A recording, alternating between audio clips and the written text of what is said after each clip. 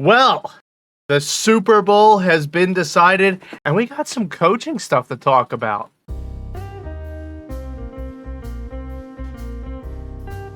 Welcome back to the Fumble Forecast with me, your host, T-Money, and my side mans, Marky, Little Marcus. He's feeling a little under the weather today, so he's gonna be a little slower than normal with respect. But like I said in our intro, Super Bowl has been decided. It is the Rams and Broncos. Just kidding, actually. It's the Seahawks Patriots, as I'm sure all of you guys know by this point. I gotta be real with you. These were some pretty good conference championship games, but compared to recent conference championship games, it wasn't the craziest. It was definitely not the craziest. Let's go ahead and start with the Patriots Broncos. Drake May, what the fuck happened to you in this game? He actually became Drake the Schedule May in this football game, but I think that it's less he stunk it up and more the defenses of both teams were incredible. Literally the deciding factor in this game was Jarrett Stidham throwing an interception. So I kind of feel like in a one possession game like this, it's all about the defense. And I'm sorry, but Drake May blew it. Or, I mean, Jarrett Stidham blew it. Drake May almost blew it. But, I mean, Drake May came out in a conference championship game and threw 10 for 21 for 86 yards. That's a tough stat line, Mr. May. That is a tough stat line. He's gonna have to clean this up going into the Super Bowl. Like, if you go to the Super Bowl and you throw 86 yards passing, you may as well have just gone to Cancun in the wild card round. This is a disgraceful performance. I don't know what happened. Unfortunately, I wasn't able to watch this one, but I concur. You can't throw 86 yards, man. Oh. I don't even think Jalen Hurts had that low of passing yards in any game this season. And he doesn't pass.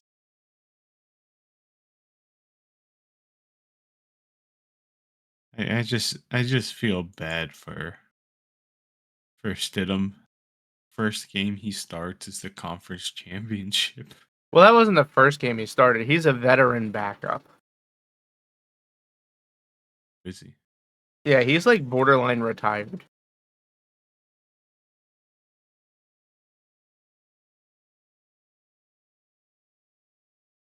Oh, Yeah, I saw. he's 29.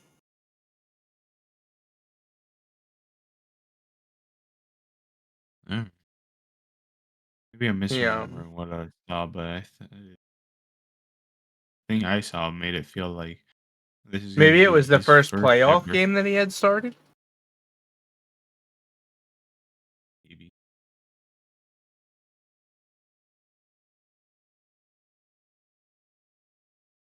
But yeah, he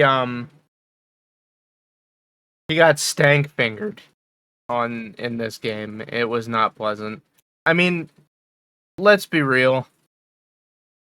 Just take the tinfoil hats off for a second. Let's be real here, sports fans. We did not expect Jarrett Stidham to take the Broncos to the Super Bowl. We were hoping that their defense would hold the Patriots to a low enough amount of points that they could win the game potentially. That nobody thought that Jarrett Stidham was going to have an all-star game this past weekend. Nobody thought that. But what we did think is if he didn't throw a pick, they could win, and by golly, did he throw one. Right at the end too. I know. I That's mean, let me put it to you like this: so bad. you cannot blame the defense for this. I mean, they held the quarterback to 86 yards passing. I have a feeling they're gonna run it back on defense next season if they can. Um, but yeah, so there's that. And honestly, I don't really have much else of interest to say about the Broncos Patriots game, except that again, Vrabel is the coach of the year. I don't care what anybody says. He's coach of the year. I think anyone who argues with that just doesn't know football. Am I crazy Yeah. here? I mean, I can't think of anybody else who you could say should deserves it more than him. Yeah. I don't know. Maybe Ben Johnson. Ben Johnson is the only person that I think competes. I mean, he did take the Bears to a playoff win, dude. The Yeah, Bears, Mark. the The Bears. Bears. I know, I know. So, yeah, there's that. All right. Let's move on Finish to the this. Rams and Seahawks. I want to just get through these two conference games because I want to talk about the coaching stuff. Just to be honest with you. That's where Yeah, yeah. my all of my energies are focused right now. Um Rams Seahawks. This was the complete opposite of the Broncos Patriots game. This was an offensive shootout.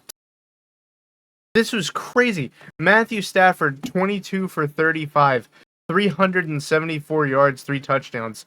Sam Darnold, 25 for 36, 346 yards, 3 touchdowns. The difference was the run game. Running back for the Seahawks managed to score a touchdown, and that is quite literally the difference in the game. Um, he also ran it a lot more, and the possessions were a little bit longer. Like, here, hold on. I think Seahawks had way more time of possession. Yeah, they did. They had 31 and a half. No, it's not 31 and a half. I'm being silly. 31 minutes, 50 seconds to the 28 minutes, 10 seconds that the Rams had. So, yeah, and dude, on third down conversions, the Rams went 1 for 8 in this game, and the Seahawks went 7 for 13. So, I mean, that's rough numbers right there for the Rams. Yeah. No turnovers though. I Or well, no, there was a fumble. The Rams fumbled it. I almost forgot. There I was a Rams fumble. I meant I completely forgot about the game, to be completely honest. So I only tuned in after halftime. But holy shit. I forgot the game was on. I was working, so I'm like, yeah, I couldn't watch the first one. Maybe I could watch this one. Well, where is it at? Oh, Fox? Well, I should be able to watch that. Let me see. When I put it on. And man, that third quarter where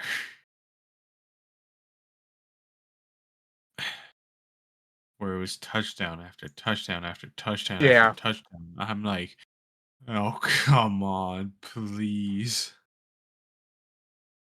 Heart was entering my throat.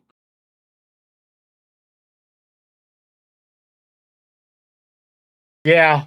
I had the fun luxury of um the blizzard ripping through Philadelphia at the time, and I had the luxury of nothing to do other than football.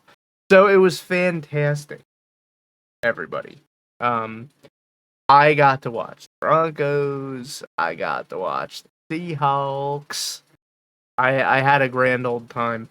I actually believe I sent a message to one of our mutual friends here, Mark, where I said, here, hold on, let me pull it up. Actually, I was like, here, where is it? Where is it?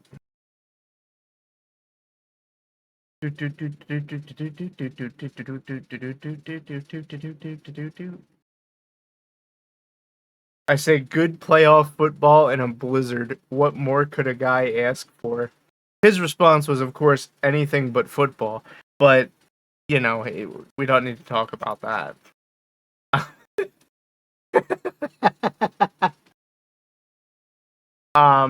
But yeah, I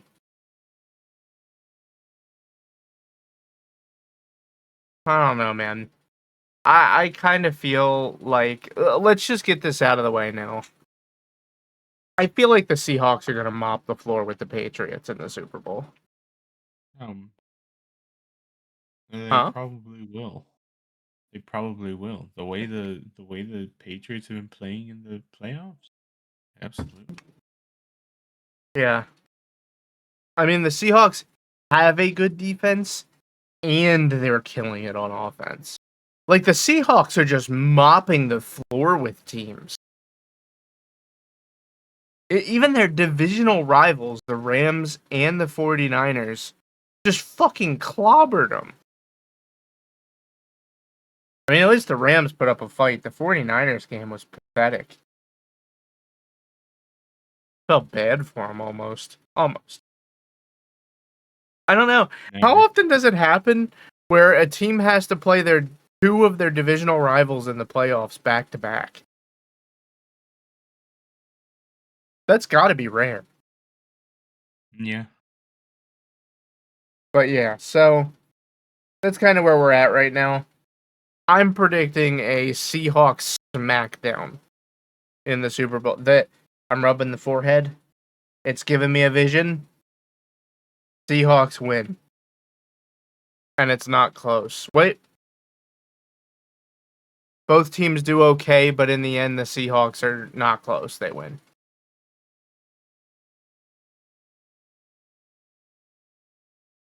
That's what the forehead is telling me. Foreheads never. The forehead is never wrong when you rub it. But yeah, done talking about that. I'm going to just jump right into talking about the Eagles coaching position. What is going on, Little Marky? Why have the Eagles not found an OC yet? As a matter of fact, right now, while we're recording this, the Eagles are the only team in football that kept their head coach and does not have their OC slot filled.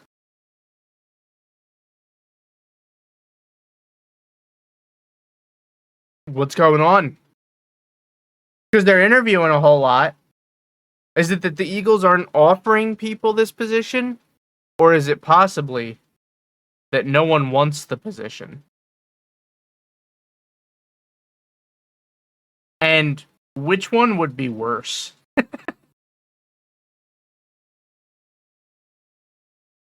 mean, I think it's obvious which one worse. I don't know. Because, I mean, out of the people that they've interviewed so far, you would hope they would make at least an offer. So if that's the issue, they're just idiots. Yeah. Um.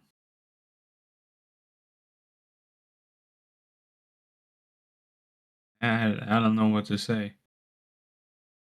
I'm telling you, dude, and Um, I said this last week, the Eagles are going to hold on, trying to get some real high profile guy until the very last second, and all that waiting is going to get them Jim Bob Cooter. Just, I'm saying, get ready, Eagles fans. You're going to have Jim Bob Cooter next season as your OC. Though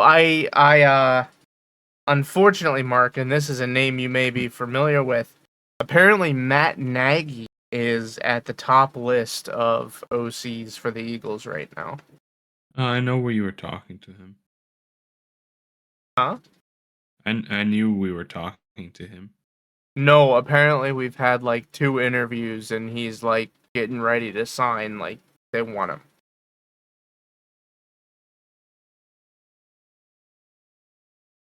Eh, Not my favorite choice. Gotta be real. I mean, it's got to be a little bit better than Jim Bob. Oh, that's not close. It's definitely better than the Screen Master. Yeah, here, let me pull this up. Let's see. When was this last updated? Today. Alright, get that shit off my screen. Alright, let's see. Yeah, they have Sean Mannion, who they've interviewed multiple times. He works under Matt LaFleur in Green Bay as the Packers quarterback coach. And the Eagles seem to have this obsession with promoting quarterbacks coaches into the OC role, and it never works.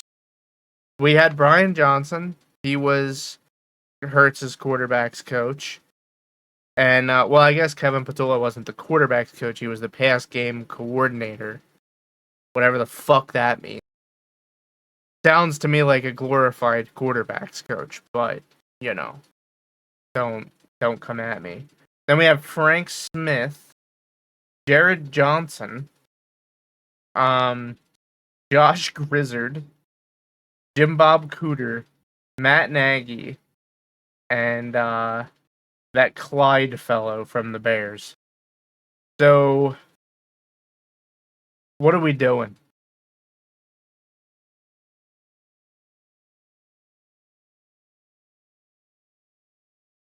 Well, Out of that pool of people, who do you want?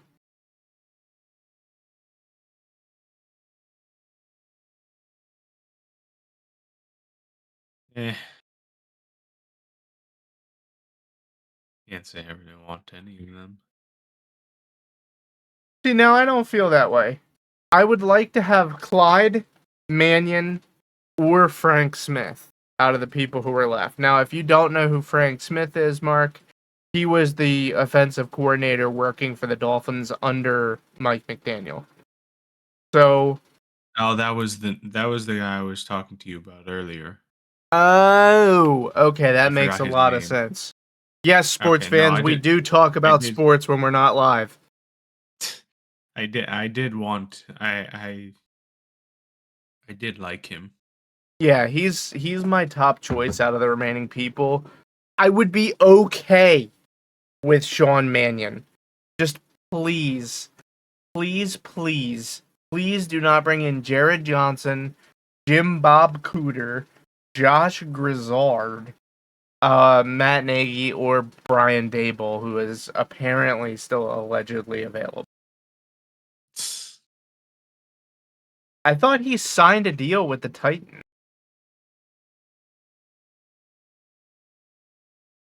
That could have been. Oh, it's that he's going to sign with the Titans if he doesn't get the Bills head coaching job.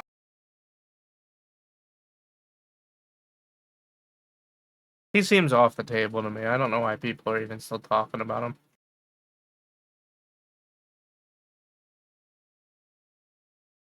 But yeah, and I'd also take Clyde. I think those are like the three that I would be cool with. John Mannion, Fred Smith, and what the hell is his name? It's something Clyde. Is it Jonathan Clyde? I can't remember. I fuck this guy's name up every single time. I've just started calling him Mr. Clyde. The Bears fella. Declan Doyle? Yes, Doyle, not Clyde. Doyle. I don't know why I keep calling him Clyde. It's Doyle. Yeah, you're totally right. I keep fucking this up every time. I'm familiar with his game, but I'm not familiar with his name. Mr. Doyle, not Mr. Clyde. Jesus Christ. That's like the fifth time I've made that mistake this week. I just keep doing it. Luckily, every time Mark's here to correct me. Who do you want, Mark? Is it Mr. Smith? Yeah. Oh, if if you can say anything about the Dolphins, at least until they started shitting the bed, Uh, they were offensive powerhouse. Yeah. They were so anybody that was associated with that, I would like. You know, I'm just gonna come out and throw this out here. All right. I think the Dolphins should have kept Mike McDaniel. I think so too, but I don't know but why they think he's the problem. Like, is it not just obvious that Tua's contract is the problem? Get rid of that motherfucker. Like, he's hot. yeah, it's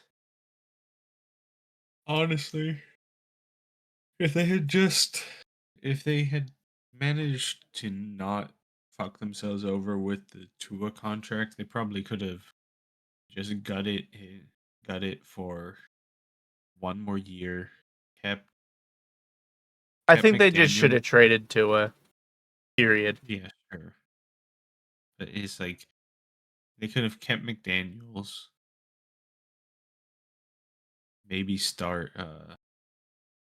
Quinn Ewers because I don't think he performed all that poorly when he was I like starting. yours. I do too, but I haven't seen any of his NFL games. But I don't remember hearing anything bad about him. They were winning some of the games too, weren't they? I don't think he was the one that Even was playing, actually. Hold on. winning. I'll look into this while you continue speaking. But now but while you look into that, let me see what exactly is to his contract. When I say his contract, I just mean that he's on contract at all. Yeah, so Quinn Ewers had 4 starts this season, 622 yards, and only 3 touchdowns out of 4 starts. How many wins? Oh, I don't know. No.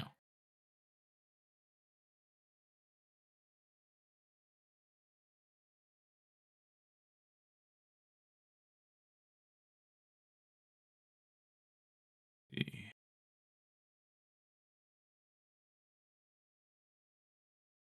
And it's not even that I think Tua is trash or anything. He's just got to go.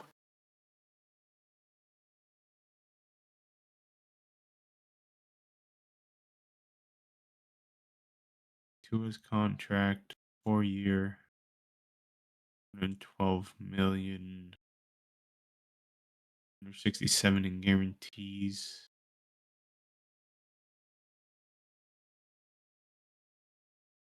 Oh, the Dolphins hired a new head coach already. I didn't even notice. What the fuck is it?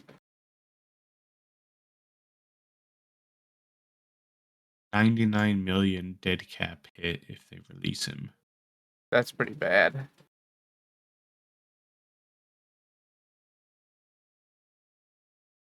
Oh, they got Jeff Halfley.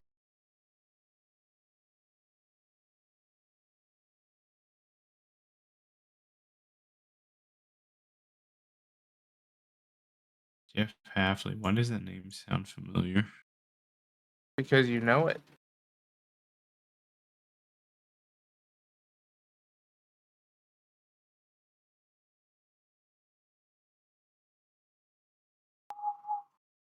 He was in Green Bay for a while, I'm pretty sure. Yeah, he was the defensive coordinator of the Packers last year. And he was also at the Ohio State Buckeyes. I'm pretty sure the year that they won the championship.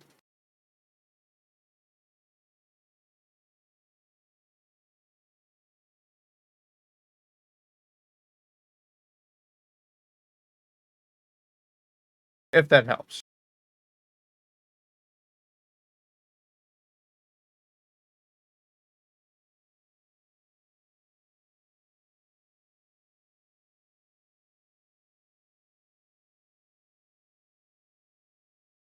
But yeah, no, the Dolphins seem to be making it quite clear that they are looking for another quarterback. So they might just draft a rookie. Or they might just go with yours. I mean, fuck it, why not, to be honest? Here's the real question, though, Mark. Who the fuck is going to take the Raiders and Cardinals jobs? Or have they been That I filled too? don't I know. really haven't been paying too much attention. Other than, um,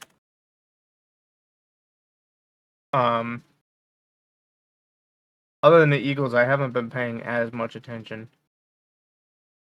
Nope, looks like the Raiders do not have a head coach. And what about the Cardinals? Nope, they don't have one still either.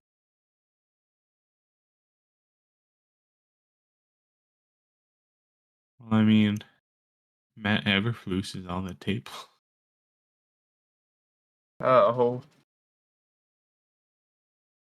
But that does bring me into Oh, we got a Buffalo Bills update. 4 oh, hours ago, Joe Brady was hired as the Buffalo Bills head coach. Joe Brady. God, Excellent choice. He's an inside head coach. Like he's an inside promotion. mhm. He was their offensive coordinator last year, too.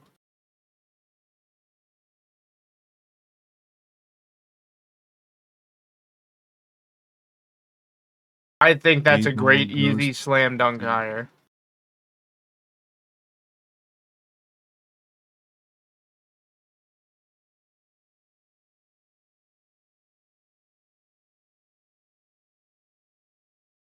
Excellent choice.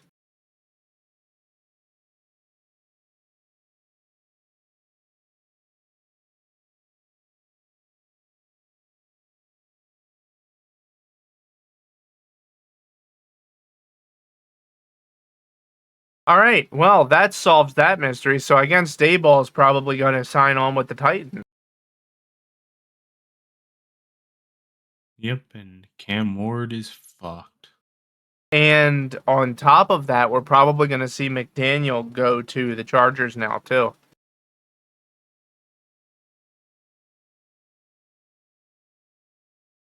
Officially, I mean.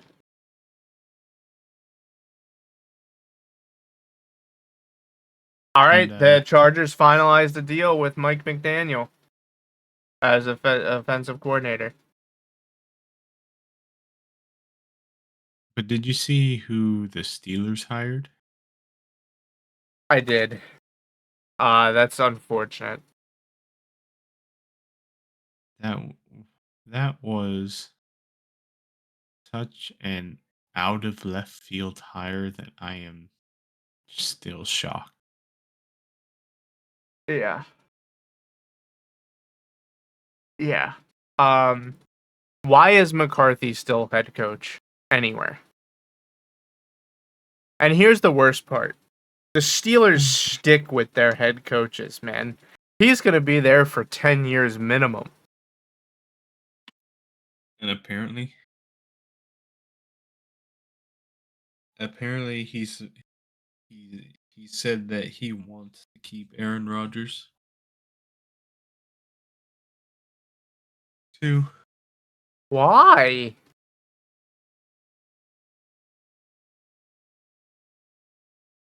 That's interesting, to say the least. Oh, what about the Giants, by the way? I didn't check on Oh, them. Oh, yeah, they had already hired John Harbaugh. I'm being ridiculous. well, there was And a what little about the bit of Ravens?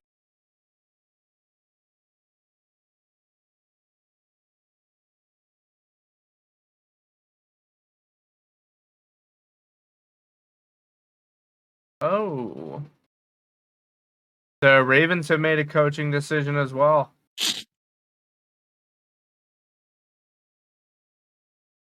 Jesse Minter. I don't know anything about this guy. Apparently, he was the defensive coordinator of the Chargers.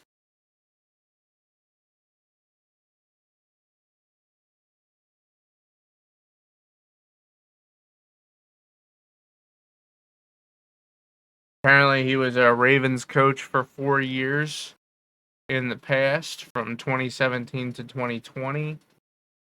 and now he's back as their head coach. So, works for me.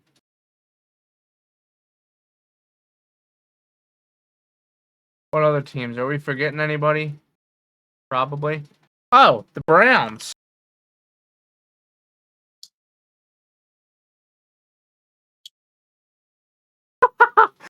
So, pure comedy gold. I just type in Browns HC, and the first article that pops up is one from earlier today that says, "No one wants to coach the Browns. Who can blame them?"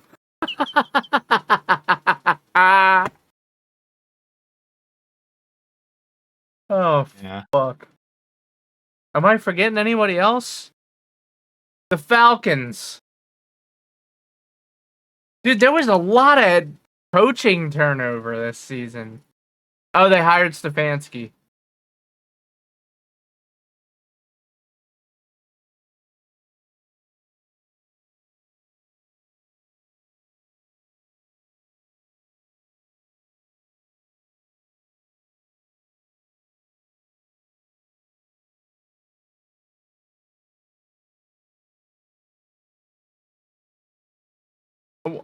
They really fired Raheem Morris very quickly from Atlanta. They gave him 2 years. The fuck is a guy supposed to do in 2 years? With a disaster franchise.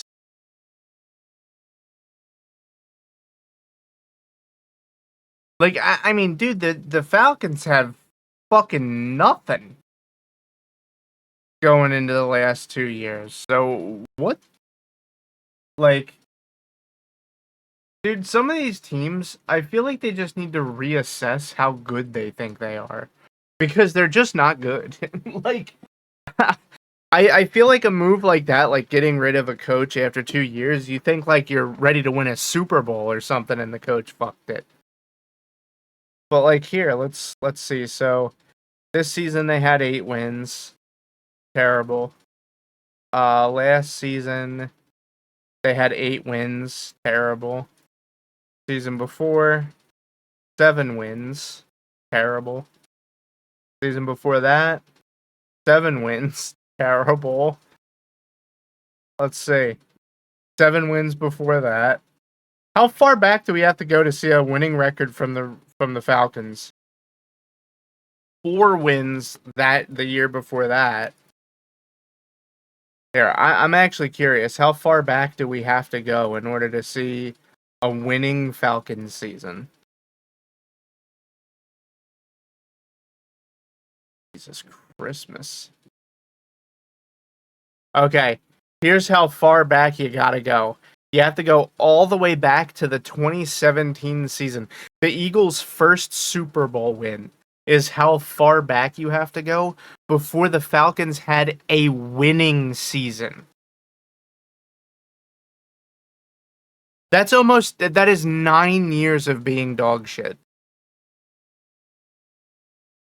And you only give the head coach 2 years to figure it out. It's not like he had a roster full of superstars or anything. You know what I mean? Like, that's just very strange. I feel like Atlanta just needs from the ground up a rework to their approach. The organization is the problem if you have 10 years of not even having a winning season. Like, bro, that is only your fault. Mhm. God damn. I mean, it's like I think a lot of these teams just need to look at themselves and not say, not look and not ask about the team, but ask about the organization You mean itself. like not the players, but instead who's running the org? Yeah, 100%. Case in because point, Sam the Darnold. Browns. Look at Well, Sam Darnold. Sam Darnold, yes, but going back to an earlier to the earlier article that you brought up, like who wants to coach for the Bears or the Browns rather, and who can blame them? Yeah, wouldn't want to go coach for the Browns. That organization's awful. Yeah, well, let me put it to you like this. The only way I would consider coaching the Cleveland Browns as the head coach is one, I'm guaranteed full control of every aspect of the staff, and two, there's no GM I have complete control. That's the only way I would even, if I'm one of these guys who like anybody would actually consider, that's the only conditions with which I would coach the Jets, the Browns, the Panthers, the Raiders, the Cardinals. Like these bottom feeder teams, those are the only conditions under which I would go to them. If I were one of these people that would actually get hired, I mean. Because at least then you could have like, oh, and the third condition is 5-year contract. Like you have to give me 5 years because dude, the Browns need a whole rework. Like they need a rework in the meta. They need a hot fix, a patch in order to make them even a remote possibility of a contender. They have one player. Yeah, of course he is setting sack records, but he is only one guy. He can't score the points in addition to breaking the sack record. Unfortunately. All right. Well, this is a shorter episode, but I'm feeling good. Seahawks are going to rock the Patriots. We're going to end up with Jim Bob Cooter. I think that's about where we landed. And we got to go over a whole bunch of head coaching news that I didn't hear yet. Was there anything that you wanted to add, Little Marky? Uh, I just want somebody decent. Oh, you're getting Jim Bob Cooter. I know. Let me ask you this, Mark. One more thing before we go off. Not next season in the 2026 season, but what percentage chance do you think there is that Nick Sirianni and Jalen Hurts are both here in 2027 at the end of 2027?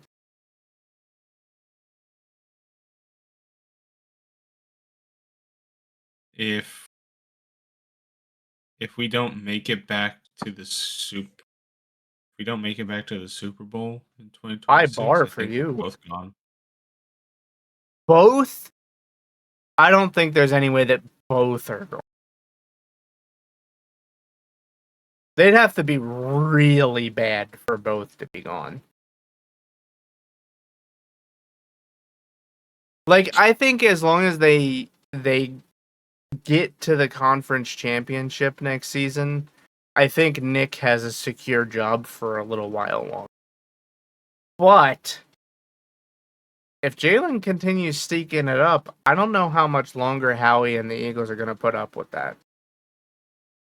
To be honest, I mean, right now I'm putting the likelihood that at least one of the two will be here 65% chance in 2027, and I'm going to go with a 45% chance that they are both here at the end of 2027. Because, I mean, hey, here's something that we really haven't talked about a whole hell of a lot. But, like, dude, Jalen Hurts isn't a little kid anymore. I think he's got, like, 5 seasons in him left, you know? Like, he's really good. I love Jalen Hurts, don't get me wrong. He is about to turn 28. So I think he's got like 5 seasons of being actually good, maybe, left in him. The Eagles might choose to move on and trade him instead while he's still good. Because I don't think Jalen Hurts is going to be one of these players who's playing until they're 45. I just don't see it.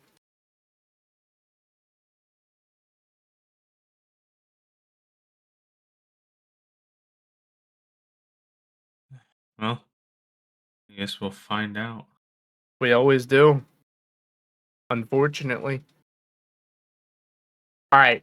Well, I think that about wraps it up, folks, sports fans.